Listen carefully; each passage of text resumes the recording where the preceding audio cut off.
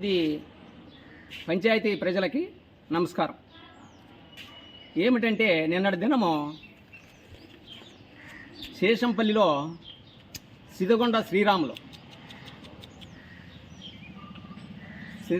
ఏమి చెప్పినాడంటే, నేను స్కూల్కి అర్ధెకరా స్థలం ఇచ్చినానని ఒక రాసి ఫోటో పెట్టినాడు అంత లెక్క. కాబట్టి యా సర్వే నెంబర్లో ఇచ్చినావో శ్రీరాములు అది రేపు అట్లా మళ్ళా పెట్టప్ప, అది ఎంత ఇచ్చినావు, అర్ధెకరా ఇచ్చినావు అని చెప్పినావు, ఎక్కడ అది నీదే కాదు, అది కోరే నాగనది. కోరే నాగనది అని మీరు అప్పుడు మనకు పీపుల్స్ వార్ పార్టీ ఉండేది. అప్పుడు మీరంతా గ్రామం అంతా పోయి వాళ్ళని ఆశ్రయించింటే ఆయనకి వేరే తావా పట్టా ఇప్పించి అది గ్రామానికి హ్యాండ్ చేసినారు వాళ్ళు. దాంట్లోనే ఇంకా నువ్వు ఒకసారి కాకపోతే 2 సార్లు సర్వేని పిలుచుకొచ్చి ఏడన్నా మూల మొక్క బయటకు పడుతుందేమో అని చేపించి మూల మొక్క బయటకు పడింటే కూడా నువ్వు 1000-1500 కూడా వేరే వాళ్ళకి అమ్ముకున్నావు. కానీ నువ్వు ఎక్కడ ఈలేదప్ప.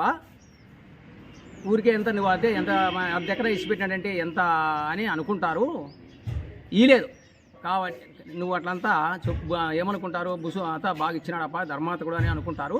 అట్లా బుసులు చెప్పుకొని నువ్వు ధర్మాతకుడు అయ్యేది పద్ధతి కాదు. ఇచ్చిండే చెప్పు. కానీ మళ్ళా ఏమన్నావు, మైకులు పట్టుకొని మాట్లాడతాడు. కానీ ఆయన